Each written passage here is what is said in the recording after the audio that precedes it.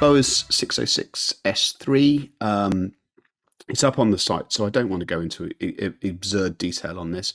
The main feedback from people's comments on the site is that the aesthetics are very much a matter of taste on this one.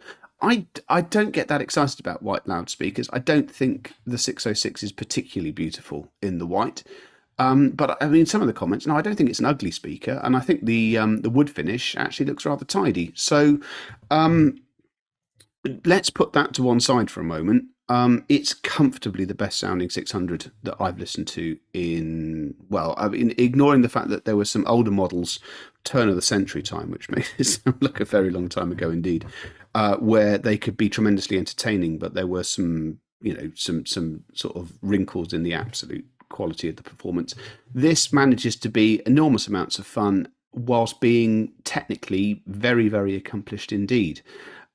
George has asked in the comments thread, when it comes to pairing with an amp, does it need more power to sing, i.e. 100 watts and over? Absolutely not, no.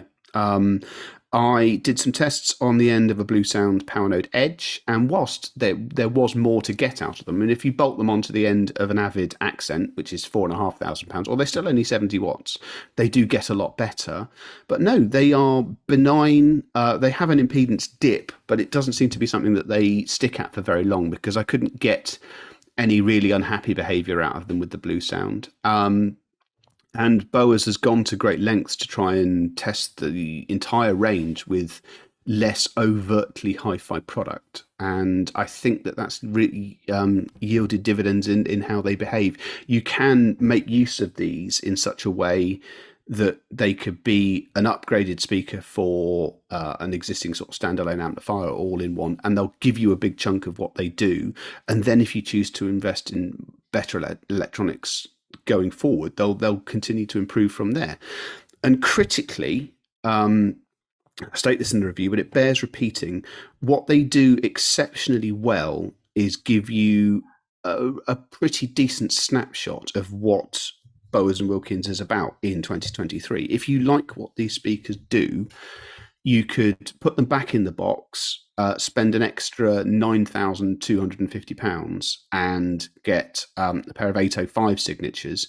And obviously they're dramatically better, but the basic characteristics and behavior and what they do is recognizably from the same company. So you get that encapsulated Bose and Wilkins experience, and they do that whilst being fairly entertaining, because actually of late most Bose and Wilkins speakers that I've been testing have been fairly entertaining. And I don't know how you measure entertaining. No, I don't. This is a serious thing. There has to be something going on in terms of how they're being designed and set up, but there is a certain quality to them which simply wasn't present a couple of years previously, and is now, without really, as best as I can work out, affecting anything I would objectively say is they're sort of the respectable things we expect them to do.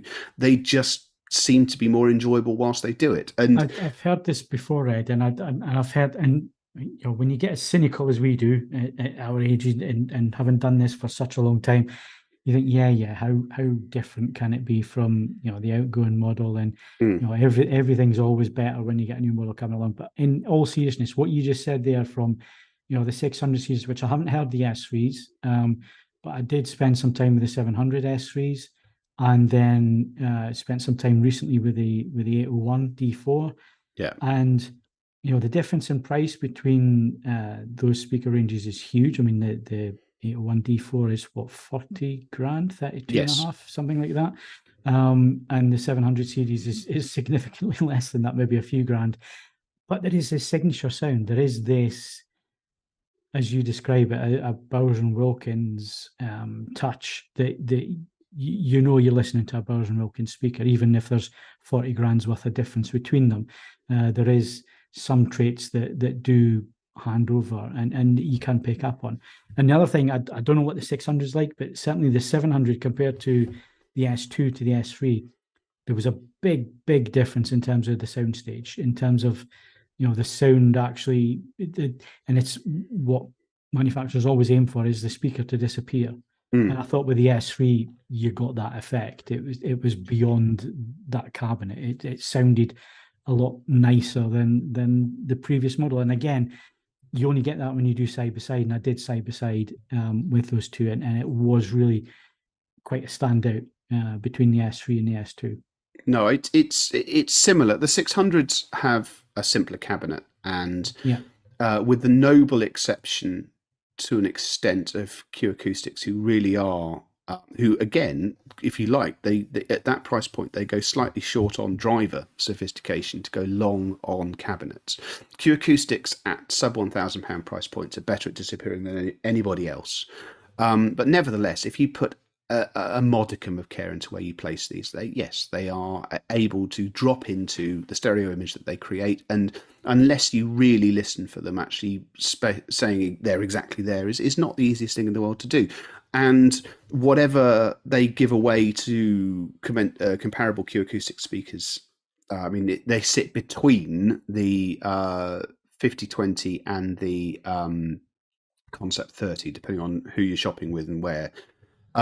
The Concept 30 is much better at disappearing, but then the Boas is significantly better in terms of bass extension, and in some ways there's other improvements across tonality and the behavior of the two drivers and so on and so forth. So 6 of one, half a dozen of the other. As we were saying right at the beginning of this, you should go to a dealer and have a listen to them before you spend your hard-earned money and decide which of them blows your frock up. So but the reviews on the site, I believe, Phil, you were saying that you've requested multi-channel, so we're not ignoring that. We're hopefully going to, because like I said to you right at the beginning of the podcast, Bowers & Wilkins 600 series speakers were the first big spend multi-channel system that I bought back in the early 90s when I was first had a little bit of disposable and I wanted to really up my system at the time. So it'd be interesting to see just where we are in 2023 with the 600 series and what do you get now for your money in terms of performance and the variations in terms of the speakers, floor standards, stand mounts, center speaker, is a nice cohesive system and so on. So our reviewer Matt is hopefully going to be looking at those if we can get that arranged in the next short while.